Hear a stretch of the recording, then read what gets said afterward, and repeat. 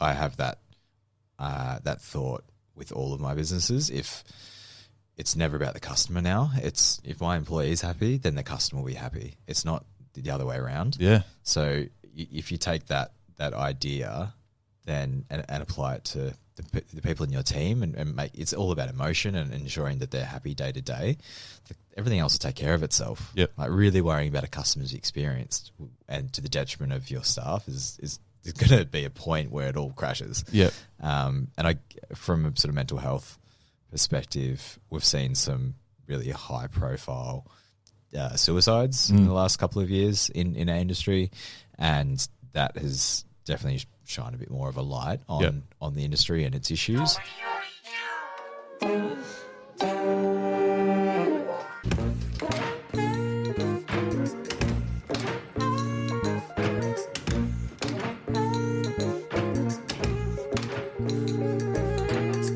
Hi everyone, welcome to the podcast. This is Humans with Luke McCredden.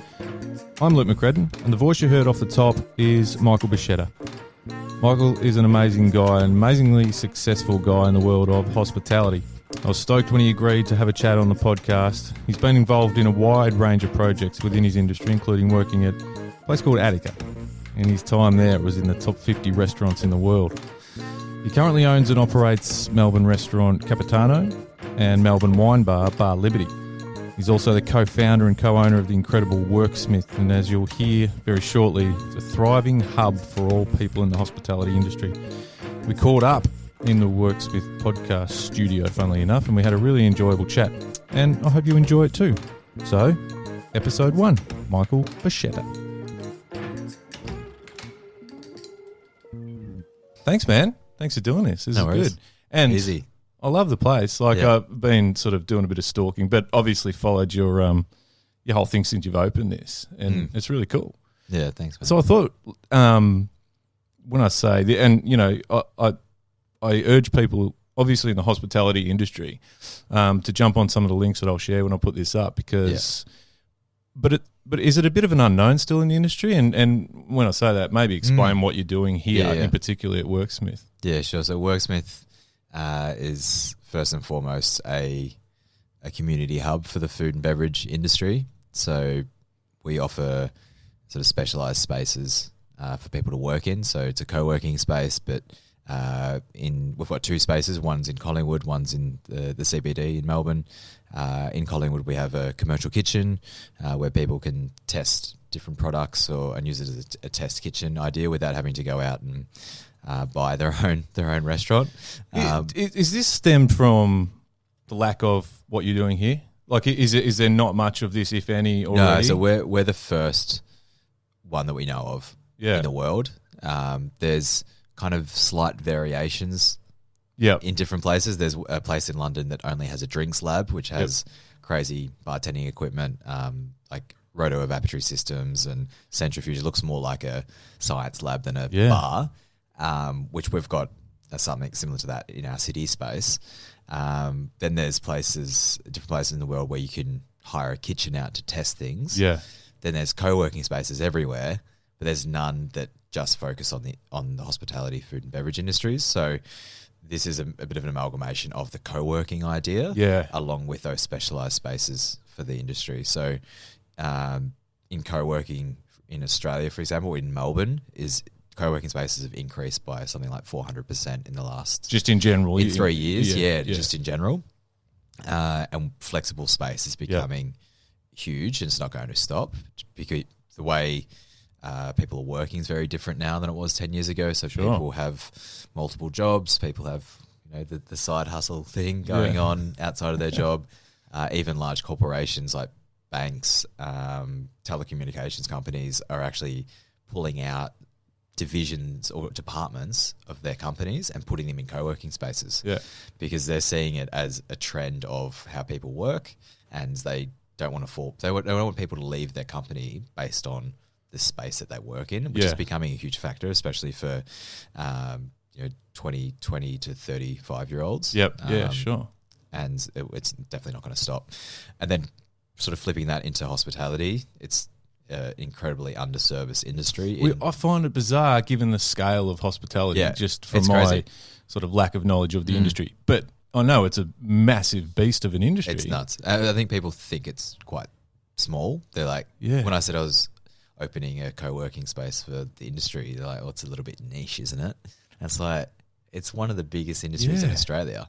Yeah. But when you say hospitality, people think waiters, chefs, bartender, which sure, that forms part of it. Yeah. And I'm from that world of hospitality. But when you look at everything that intersects the industry, so everything from design to marketing to events. And now more than ever, right? It's enormous. It's popping up. People are opening a business. There's business opening every day in Melbourne. Yeah.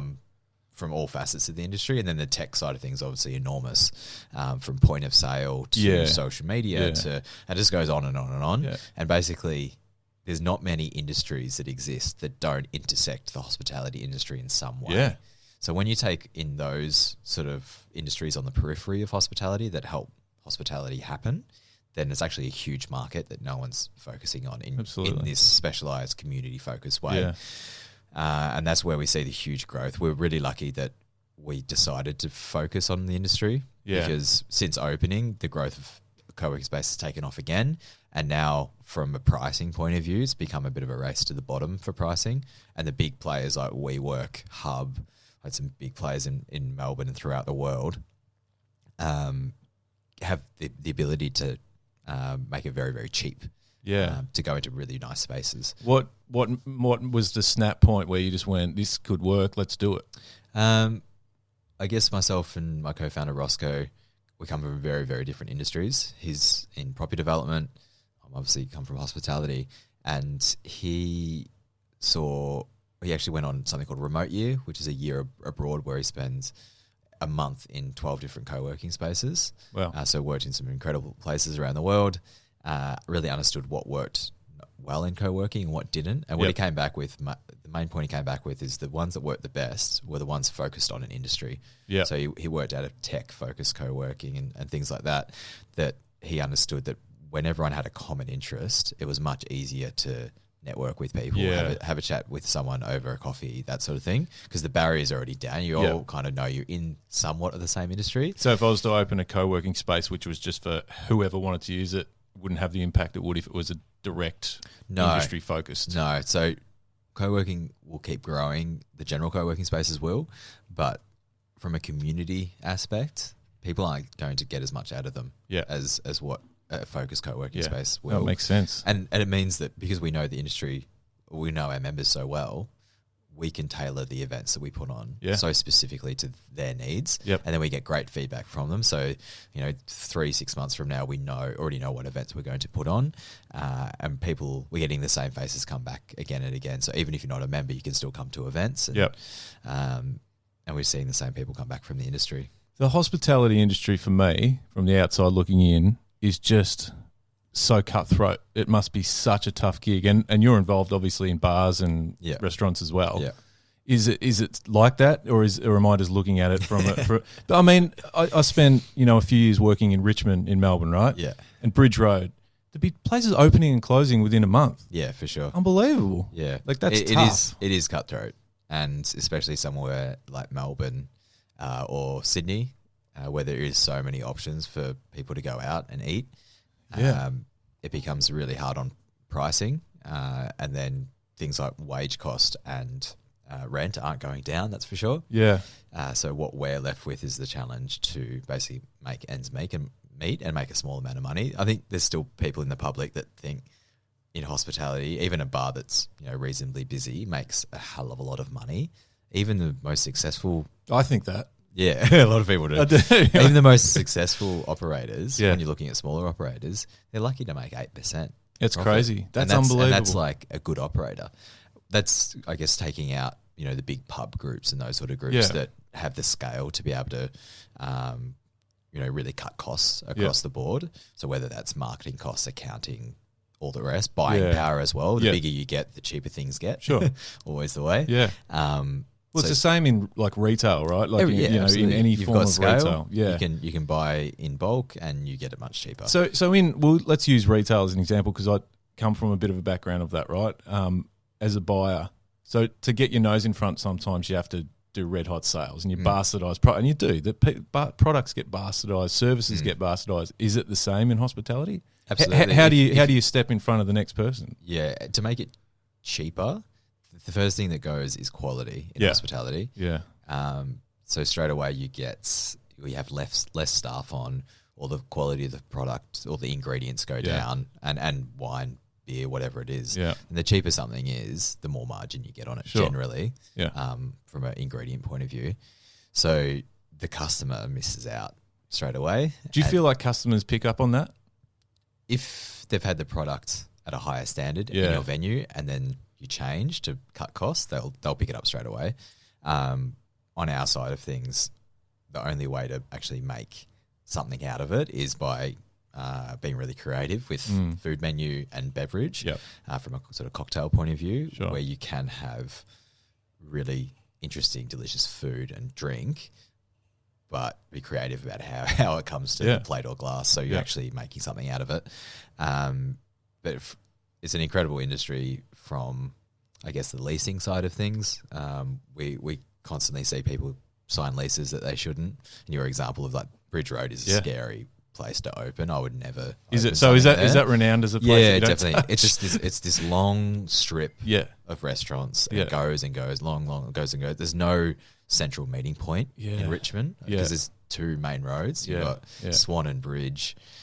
There's no real, this is the main street. Yeah. No, it makes sense. And both are very long and just kind of go on and on. So the people jumping into it are just naive about it. I think some are. Yeah. Well, I would say a lot. There's a lot of people in our industry, me included, rewind 3 to 4, 5 years ago, that had no idea about the venue itself. So the issue with our industry, which I've sort of grown through, is you're never really set up to be a business owner in hospitality. You're set up to be, all right, you're a great waiter or a chef, and then you get promoted to be a manager. So then you're the manager and you think you're really great at it, and people tell you you're great at it, so you get a pat on the back. And then once you're at management level or head chef level, it's like, okay, what to from now? It's like, well, I'll open a venue. And from that, even being a manager, unless you worked in a really high level training environment, which is not very often in hospitality, you don't get to learn about how to read a profit and loss statement, how to read a lease, all these like really important things in hospitality, and everything from employee contracts, all of that stuff you don't touch generally, even as a manager or a head chef. But unless, as I said, you're in a great training environment. So then you go to open a venue without any of those skills. So you might be a great bartender, chef, or manager, but then suddenly you're dealing with employee contracts, leases, bills, numbers, invoicing, like crazy stuff, which can be really, really scary. Sure. When all you're trying to do is provide great service and a great product, and you're stressed about opening a venue, but then suddenly you've got to worry about the accountants as well. And if you haven't had that experience, it's really, really difficult. I was lucky that I went into a partnership with 3 other people for my first venue, which meant each sort of those areas was taken care of. So accounting was taken care of. The chef was taken care of. Beverage was taken care of, and I was more operations initially. And it just meant I was able to ease my way into learning the process. And a lot of people sort of say, it's really hard having lots of business partners, and I agree, and all my business partners would agree as well that, communication is really hard in the group and that sort of thing. But without them, I wouldn't have been able to be where I am today, because they've been able to give me the flexibility. And probably vice versa. Yeah, exactly. True. They would say the same thing. But it just means that you've got someone to support you. Sure. And if you've all got slightly different skill sets, it's really helpful. Do you, as a part of Worksmith, and I know you do a lot of nights where you're introducing new brands and so forth, do you offer business advice, like exactly what you've been saying? We actually do more business focused events than we do tastings or anything like that. In our mind, you can do a tasting anywhere, really. There's in Melbourne, I could go to a tasting every day somewhere in the city, whether it be wine or spirit or whatever else. So for us at Worksmith, it is more about learning the business side of hospitality. So we've had some incredible events around legal documentation for business, and it was one event that I was really worried about filling because it's kind of, it's the boring side of what we do. But it was one of the most well-attended events. We had like 70 people show up. Yeah. It was the most delivered events as well. Awesome. And we had a lot of interaction with the attendees. So we actually ended up having a brilliant event based around legal stuff for hospitality. But it's such an important part. And people are hungry for it. Yeah. People know that they might be operating a business now that they need help with, or they're about to.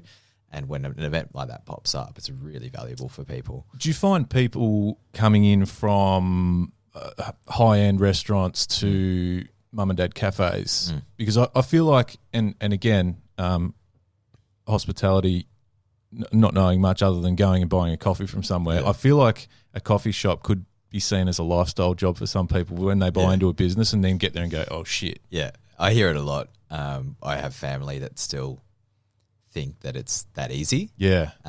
Which is quite frustrating. It would be. Really frustrating. Yeah.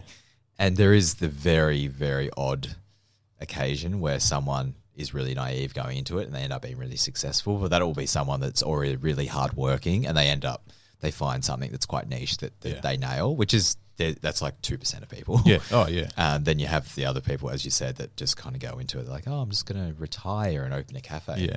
Retiring and opening a cafe sounds like the worst. My idea of hell. Yeah. When I retire, I won't be working in a cafe. No, that's for sure. You don't do anything. No, well, that's the point of retirement, right?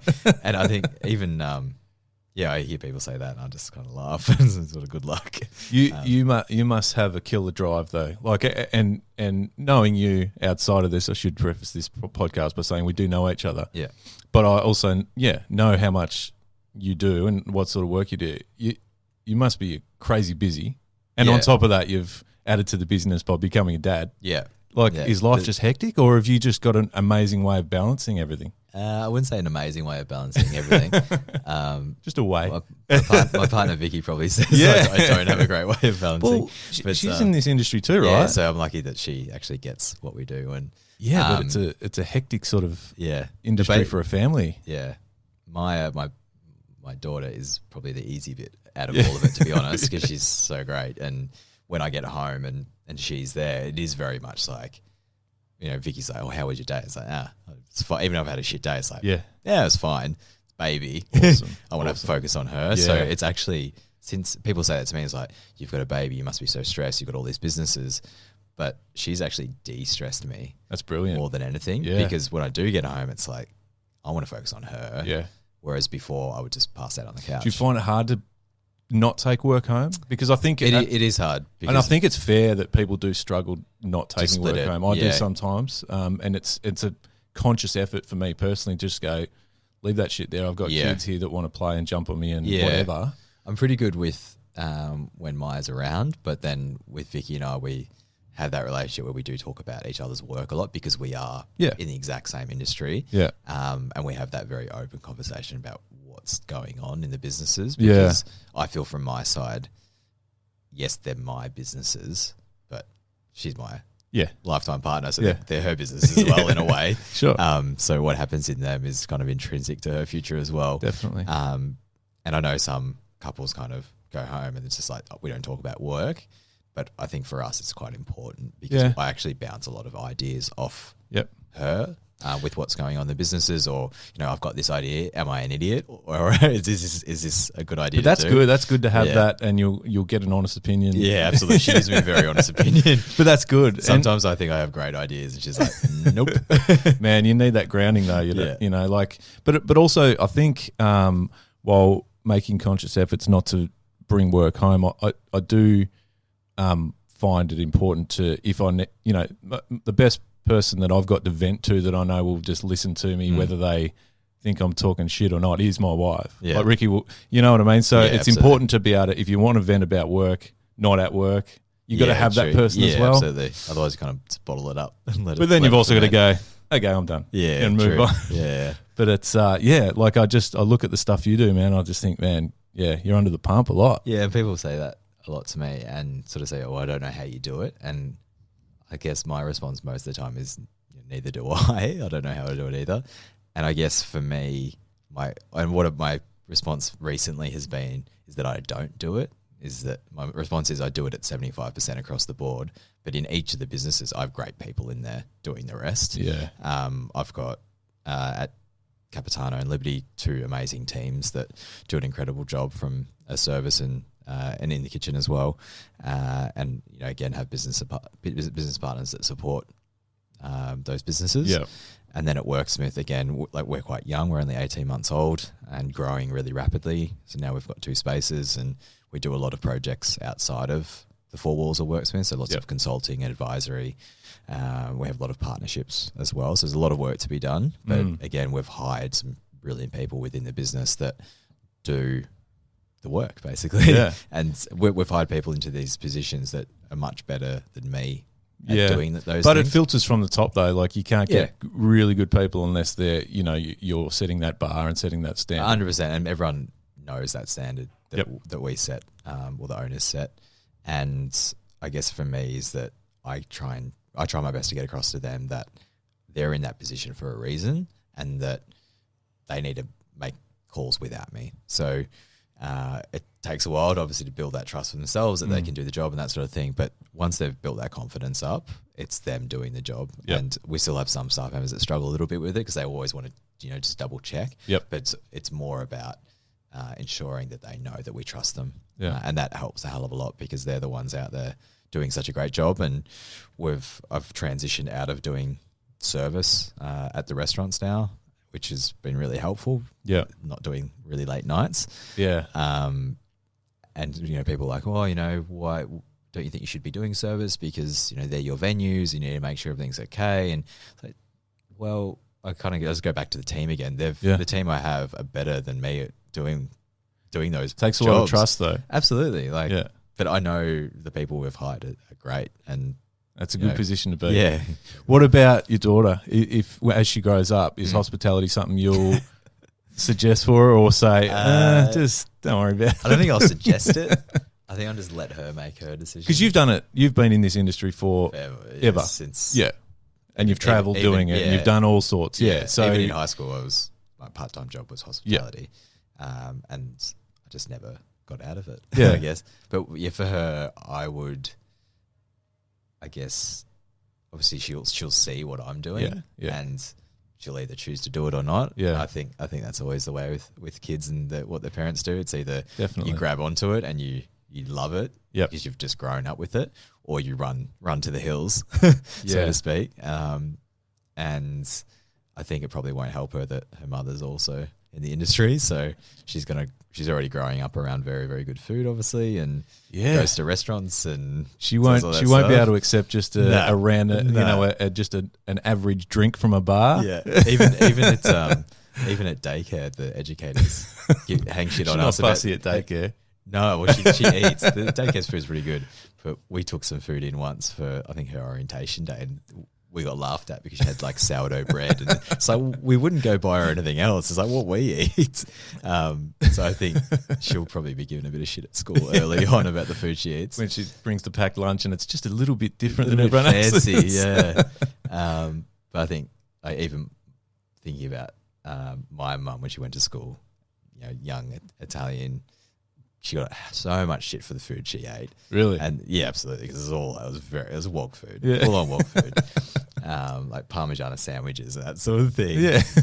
Whereas now What about you? Did you have that? I had a mix. Because mum grew up getting shit for what she ate, but then also wanted to feed me well. So I kind of got like a mix of the Italian stuff and more like what I'll call Australian lunches. I didn't realize our food was any different at home until I went to like friends' dinner, for dinner for the first time, and I was just like, what the fuck is going on here? Or like birthday parties. I'm like, what is this fairy bread stuff? Really? Were you like put off a bit? A little bit, yeah. Really? Yeah. Oh, sometimes if it was like junk food, I really liked it because it's not that we didn't have junk food at home, but it was just different. Yeah. And when I saw that stuff, I was just like, this is wild. Some of the food people ate. It was pretty cool. Yeah.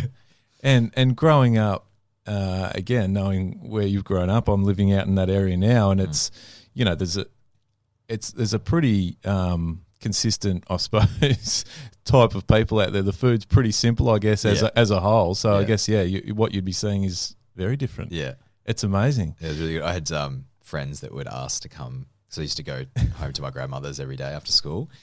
And people would ask, can I come? Can I come as well? Because as soon as they started, when we were like 13, 14, started like, there's really good food there. And she'd like make pizza and pasta for everyone. She loved it. It was really nice. And at that age, all you wanting to do is eat. A hell of a lot. Like teenage boys after football training, it's like, you really want to eat. Yeah, totally. How are you not huge? I have a really good metabolism, I think. I reckon. I'm about to hit 30 next year, so I think it's probably all going to stack on then. You think? Just blow out. Yeah, that's what everyone tells me. You're 30, it's like 30, you're going to be fucked. Yeah, that's it. You got a young kid. You can let yourself go. Dad bod. I can't wait. Totally. Dad bod, dad jokes, everything. Embrace it, man. I've been doing dad jokes since I was 20, I think. Oh, yeah. Everyone's like, you were born to be a dad. I know. Wait for the looks you get as she gets a bit older, man. I'm getting those looks now from my daughter who's 9, and it's just like, shut up, Dad. Just shut up. I can't wait. Yeah. But it encourages me. Yeah, sure. Absolutely. Hey, I wanted to ask, I read an article recently, actually it was an article you shared on social media, and it's a subject that I really enjoyed delving into because it's not, I still think there's not enough information out there, and it was around mental health in the hospitality industry. It appealed to me a little bit. I'm actually a baker by trade. I spent 6 or 7 years as a baker. Yeah, right. I didn't know that. And from 16. So in that period of time was a really, as you know, it's a really interesting time of your life as you're sort of coming into adulthood, and working hours like from 1 a.m. to 8 a.m. when your friends are doing 9 to 5 and wondering why you're not keeping up with them on the beers after work. Yeah. There was a section in that article that was about the hours and trying to have a social life. It's so hard, and that clicked with me because I've struggled. I tried, and there was plenty of times that you'd go to work after a night out. Yeah, it's not fun. but it's an important piece because I think, and sort of touching on what we spoke about before about it's such a tough industry, so much competition, everyone's striving to be the best. There's some of the hours that you must see people be doing, and I'm sure you've done yourself. Huge. It's not healthy. 60 to 80 hours a week is kind of normal. Yeah. I do that now because I'm a business owner. That's what I need to do across all the businesses. That's fine. But surely you now even get to a point where I'm like, that's too have much to just step back for a couple of days or something. Sleep. But you can acknowledge that when that gets to that point. I definitely acknowledge it. I've gone to the edge of burnout probably 3 or 4 times. Yeah. And for me, I'm getting better noticing the signs as to when I'm about to burn out. Yeah. I'm probably in one of those right now, to be honest. And I've seen so many people burn out in our industry. It's crazy because mentally it's really difficult, obviously, doing those amount of hours, but then the stress involved in the work we do is really high as well. Yeah. From a restaurant point of view or bar or cafe, whatever it is, it's just constantly you're there to make other people happy, and your happiness is usually not the thing that you're there for. So straight away, that's a huge issue. Yeah. And 10 years ago, bigger problem than what it is now. It's getting better. Is that because there's more awareness with business owners to acknowledge that their chefs or their baristas or wherever need a break, need to be able to definitely cool off. People are starting to understand that an employee's happiness is number one. Yep. And I have that thought with all of my businesses. If it's never about the customer now, it's if my employee is happy, then the customer will be happy. It's not the other way around. Yeah. So if you take that idea then and apply it to the people in your team and make it's all about emotion and ensuring that they're happy day to day, everything else will take care of itself. Yep. Like really worrying about a customer's experience and to the detriment of your staff is going to be a point where it all crashes. Yep. And from a sort of mental health perspective, we've seen some really high profile suicides in the last couple of years in our industry, and that has definitely shine a bit more of a light on the industry and its issues. And there's a lot of sort of non-for-profit organisations that are doing really great things in mental health in the world and especially in Australia as well. Yeah. And it's definitely something that people are more confident to talk about with their peers as well when there is an issue. And just talking about burning out, for someone like you, and it's great you're in a position where you can identify it, but also in the position you're in, you can sort of step back. For a young chef who's just trying to impress everyone and do the right thing by his boss, you know, it's hard for that person to be able to say, I just need a break or I'm struggling. Yeah. You know, are the business owners and head chefs and whoever it may be, are they identifying it more as well? I would say they're identifying it more than what they were. Or more open to it. Yeah, they're more open to it, but it's still a huge issue. Yeah. I know myself 10 years ago when I was in that young waiter coming through, all I wanted to impress, work really hard. If I had an issue, my bosses were the last people I was going to tell them to, because I want to impress them. I want to go to the next level. I want them to help me progress my career. And I know that people have that issue now. And even people that know they're in an environment that it's okay to talk about it, it's still about mental health. Yeah. And it still has that stigma attached to it. Absolutely. So even if you are in that open environment, it's still really hard to get that person to come out and say, hey, definitely, I've had this issue. But there's probably also still bosses out there that are a bit behind the times and would just say, suck it up and get back out there. Yeah, definitely. Yeah. So there's much. See, my thing is always about, as much as it's important for people who may be struggling to be able to understand, to be able to talk about it and get help, which is obviously number one. People that are around them and managing these people or in charge of these people or whatever, they're the ones who also need to be educated a lot around. Yeah. You know, and it's not. I'm not saying you need to be able to see signs that aren't visible sometimes, but you need to be open from day dot. So when it gets to the point of burnout, that employee, whoever it may be, can come up and just say, I'm struggling. It's an issue, Yeah. Well, there's actually even local council running courses. They've always run courses for first aid, medical courses for first aid for anyone to go to. Yep. But now they're doing mental health first aid. Good. And anyone can do it for free. And just seeing things like that starting to take place, it's becoming there's things out there to help people be ready to help their teams. Yeah. I think back when I was in the bakery, and there were, you know, I'm a bit older than you, not much, but you know, it was during that time that there was nothing out. Well, there were platforms to help, but it wasn't a thing. It wasn't a thing that you spoke about. It certainly wasn't something you spoke about out in the open as a 20-year-old guy, you know, which looking back sucks because it should have been. But facts are, like, you just pushed through, and then every now and then one of your staff members would quit and it was too much, and you sort of go, whatever. You know, you wonder how like jobs like that. I always think, I don't know how I did it for even 6 or 7 years, like, let alone people that are doing it longer. But you know, the hospitality industry for me is one that has a lot of those ridiculous hours, ridiculous times of the day that people are working. Social sort of struggles because it's hard to get that friendship group or that support group happening because you're doing all sorts of stupid hours. So it's not the only industry, there's plenty, but it certainly was an interesting read, and I think it was on point. And I'm glad to hear from you that there's plenty happening in that space to try and get that awareness out there. I think it's something that'll never go away.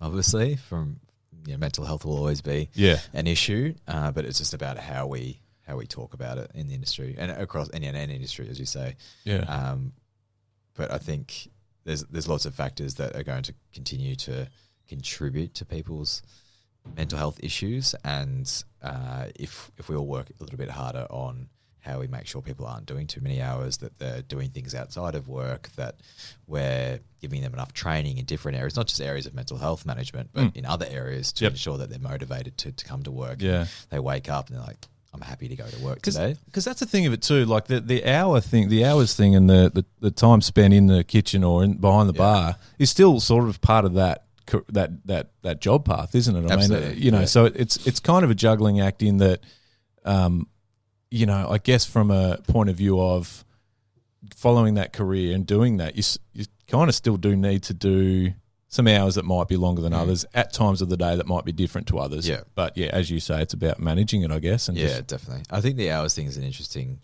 one. I really struggled when I was sort of 18 to, I guess, 22, 23 with the hours, where I did have that friendship group from school that weren't in the industry, that would, as you said before, they didn't understand why I couldn't come out on a Saturday night. And it's like, that's like me asking you to take a Wednesday off for a normal job. Like, you just can't do it. Yeah. And you had to be really selective about, what parties you went to, what weddings you went to, and that sort of thing, which was really, really hard early on. And I think I really had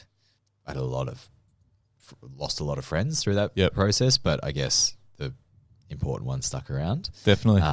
Which now is a bit easier looking back to, because it's like, well, I'm around the people I want to be, so that's fine. And going through that process is really difficult if you then don't form a friendship group in the industry that you're in. Yep. And I'm really lucky that I have that now. And most of the people I see on a weekly basis at a friendship level are in the industry.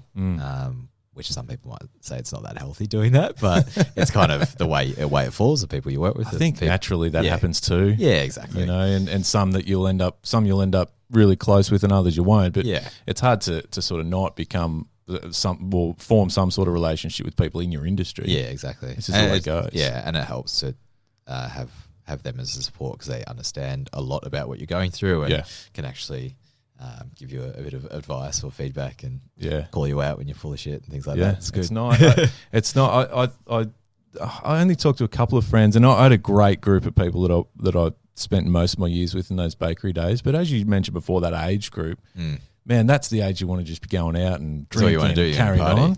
I was lucky, and I still speak to a couple of them every now and then. But I still think back, and it was a different world living like that, and it was pretty hectic. Yeah, it was pretty crazy. But at that age too, I guess, or maybe on the flip side, that age is when you're dumb enough to do that. Yeah, it's true. Yeah, it's very true. But yeah, and speaking of the industry, I suppose too, the bakery scene seems to have changed. Yeah, like dramatically. It was pretty simple back in the day, but now it's like, I don't know. I just seem to see different sorts of bakeries popping up with different almost genres of absolutely style. We see that across the industry in any food or beverage venue. Yeah, we're seeing a lot of hyper focus on different products. Yeah, so you might be a bakery, but the thing you do is croissants. Yep. Or you might be a bakery, but the thing you are really good at is baguettes. So that's what you do. And you're seeing that in drinks. It's like a bar. There's 100 bars, but they might all be slightly specialising. There's a whiskey bar, there's a tiki bar, it's just specialising in what you love and what you know you can do really well. And you're seeing that not just in bakeries, but other sort of food outlets as well. Yeah. It's been an interesting sort of change. And I think a lot of it has to do with the skill set people form. People aren't willing to do the full general chefing apprenticeship to learn all the little bits and pieces. Yeah. Like from someone that wants to open a burger place, that a lot of people don't think, well, I don't want to learn about French technique. Yeah. Although, like, in my opinion, it would help because you would understand flavors and blah, blah, blah, technique, that sort of thing. But a lot of people think, well, I don't need to learn that because I want to open a burger place. So I'm just going to learn everything I can about burgers. So there's a lot of chefs out there that haven't done an apprenticeship, which is fine. Like, there's plenty of people I know that some of the best chefs I know actually haven't done apprenticeships. And just honed in on one skill. Exactly. And then that's why we're seeing more hyper-focus venues open, because of people like that are doing less of the educational side, formal education, cookery, and more just on-the-job training in places they love, and then they'll go out and then start their own burger place or their croissant place or donut or whatever it is. It seems like you've got to be pretty creative too now these days, more than ever, with the amount of just a Joe Blow restaurant. If it doesn't have a bit of a something about it, it's might just blend in. Is that fair, or is there still room for? No, even in the city, especially in the city, I should say, it's really hard to open something that doesn't have something super special, interesting about it. Yeah. I wish I could just open something that's like a little neighborhood place that no one really cared about, but was busy enough to, I still wanted to be busy and successful on the business side. But from a media standpoint, they really want something to dig into, and whether that be a particular person that's working there and where they've worked previously. So that, they worked at a great restaurant or bar previously, so that gives them obviously the reputation to go and do something great most of the time, or you're doing something with the food and drink that hasn't been done in the city before, or it's slightly different to what everyone else is doing, or even what about location? Because there seemed to have been a trend, and it might have been going on longer than I know, but where these really like seemingly high-end cafe or bakery or even like restaurants popping up in little country towns and rural areas that you just think, what? Yeah, why are they out there? Like, I think about like the Independent in Gembrook, an area that, we spent plenty of time. Does very well. It's an amazing restaurant, but it's just like, Gembrook? Well, I thought the same thing, and when I go in there, I'm like, I can't believe I'm in my hometown in that restaurant, which is pretty cool. Do you think that's good, or are you like? I think it's great. Yeah. I think people that it's still really hard. They do quite well, I believe. Still really hard from a staffing standpoint, being out in the country and getting skilled staff out there. Yep. So a lot of the time you end up having a few key staff, and then having to find locals and training them, which is great for the towns that they go into. Yeah. And I think from a tourism point of view, it's brilliant because it's drawing people into these towns that previously didn't have much. Yeah.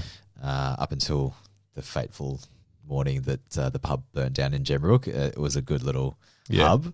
But even having the Independent there, since they opened, other cafes have opened, more people are visiting. So you get the knock-on effect. Absolutely. Which is great. And you'll see that continue to grow. So when restaurants like that pop up in small country towns, it can only, in my mind, be a good thing.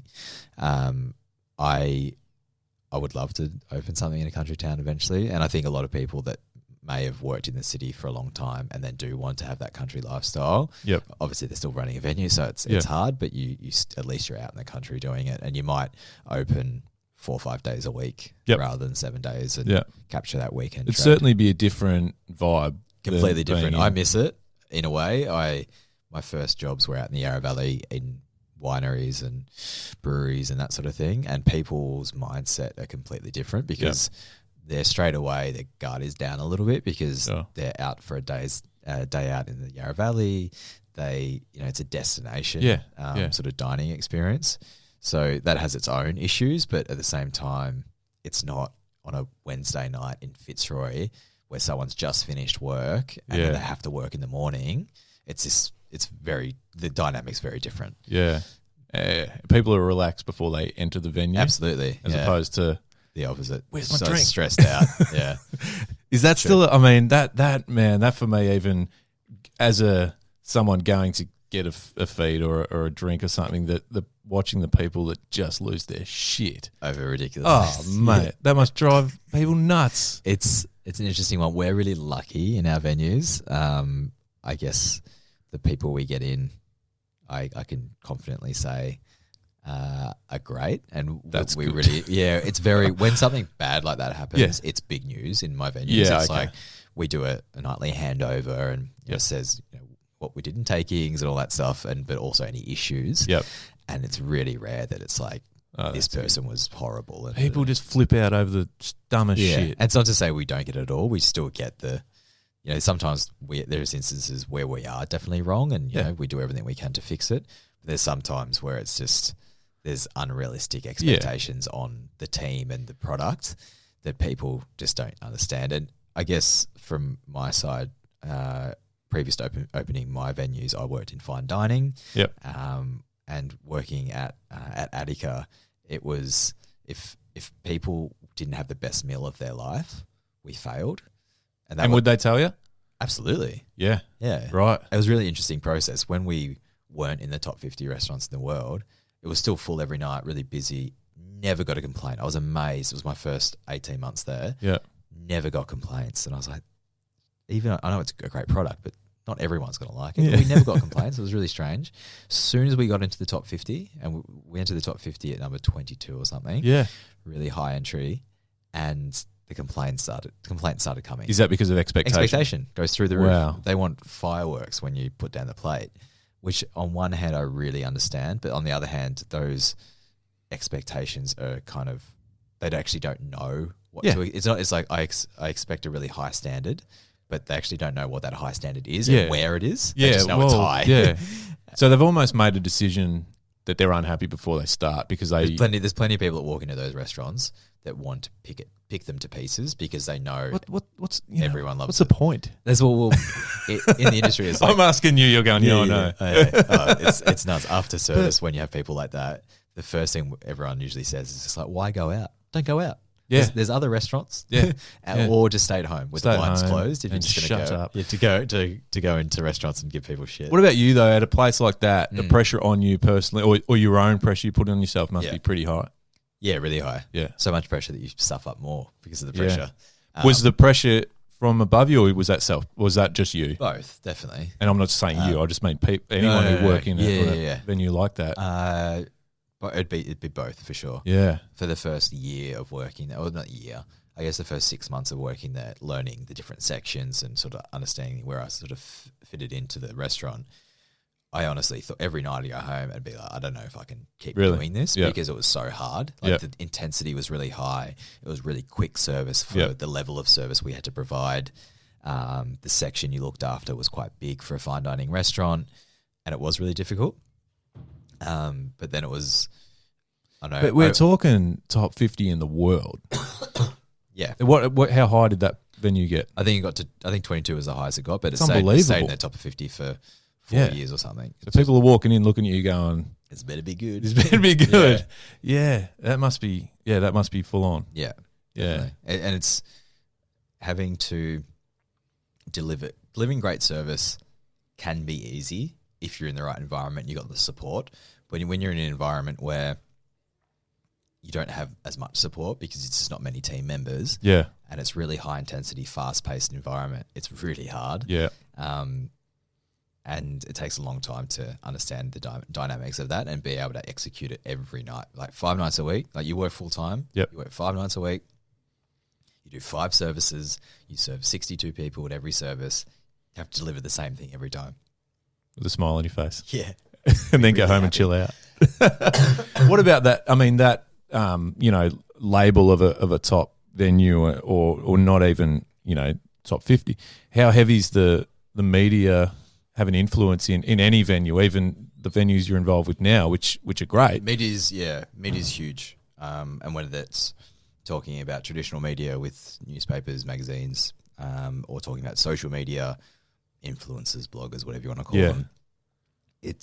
Are they a pain in the ass? Can I say that? Yeah, of course. Some, absolutely. Do you invite them? No. We don't do any free dinners or lunches or anything for social media. Because I've seen people in venues, even in, a breakfast venue. I saw a girl recently doing this whole thing, and it was like, I hope you're making money out of that, because seriously, like that's... No, and people, they'll call themselves social media influencers. They hit up the venue. It's usually them hitting up the venue, not the other way around. Yeah. And they're like, "Oh, give us free breakfast for 2 people, and I'll post you on my blog and on my Instagram that has 8,000 followers, and this is the impact it will have." And I'm kind of on two sides of the fence for this.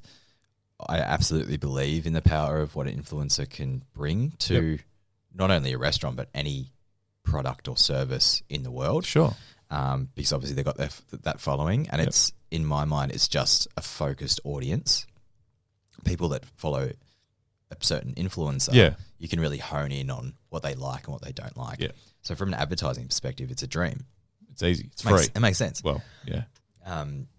But on the other side of the fence, where people are going out and asking for free meals to post on something that's doesn't have a high following, doesn't make sense. I just think in general, and I'm not a social media hater. It's got its place. I just think people think, things about like, or think their status is higher than it is. I mean, when I think influencer, you think of, I think of the genuine, multi-million follower type. Yeah. Someone who came to me and said, "I've got 1,500 followers," I'd go, "Well, so does my dog." Yeah, exactly. Like with all due respect. Yeah. That you must see plenty of them. Yeah, huge. And I'm not, obviously, I don't want you sounding, you're not a negative person, but I'm just saying it must get to a point where you're like, you know what? That's cool. I control the social media accounts for the venues, and I would say probably 5 times a week on each account. Someone hits us up and is like, hey, I have this many followers. Can I get a free meal? I don't even bother anymore. Yeah. And there's a few people in real traditional media that are shining a light on this at the moment and showing that it's all shit. Yep. And as I said, on one hand, I think it is on some, but then I think they're completely discounting the power of some of them. Yeah, sure. Oh, it's definitely a powerful platform. Yeah, huge. No doubt. And I think in the right hands, it can do incredible things for your business.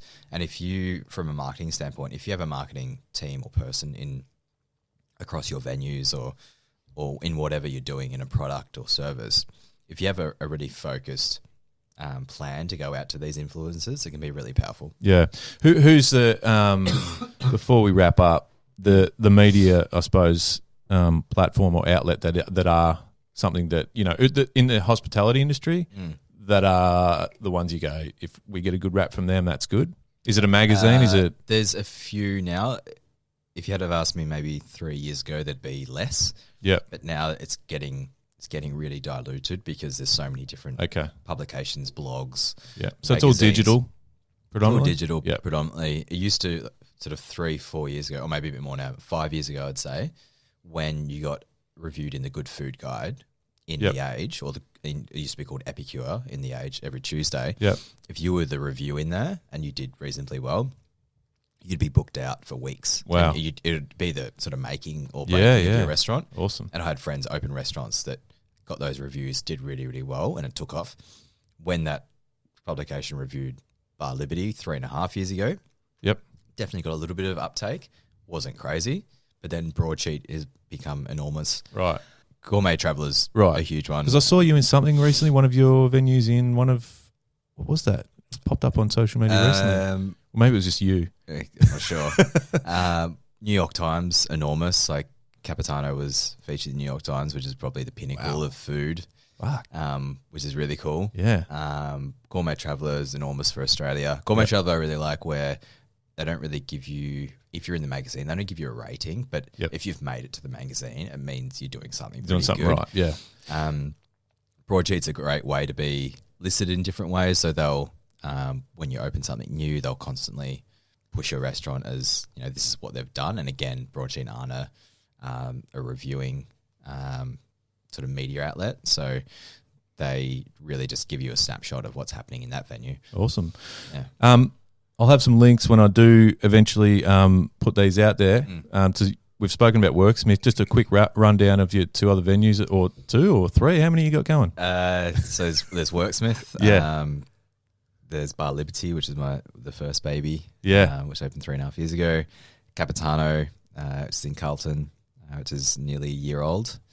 And we're Italian. We call it Italian-ish. Like Italian walks in there and they're like, "This is not Italian food," but it is pizza and pasta. But how dare you? Yeah, how dare you? It's like whatever. I don't really. Bar Liberty is more of the it's bar. A wine bar. Yep. Wine focused venue. We have an enormous wine list. Awesome. We opened it as a bar, but we've become probably more casual restaurant than anything. Okay. So there's a lot of food that goes on there as well. Yep. And the team behind those 2 venues are about to open a 3rd venue, which is going to open in about 3 months, which I can't say what it is. Okay. But it could be akin to what... Watch this space. It used to be akin to what you used to do. Ooh. Years ago. There you go. That'll make listeners go back and go, what did you do? You did nothing. Awesome. Well, hey, thanks, man. I appreciate your time. I know you're not feeling 100%. No, all good. Thanks for having me here at Worksmith. What a great venue. Thank you. I'm not in the hospitality industry, so I got stared at as I walked through. No, I didn't. You are. Awesome. Thanks, man. Thanks, mate. Cheers.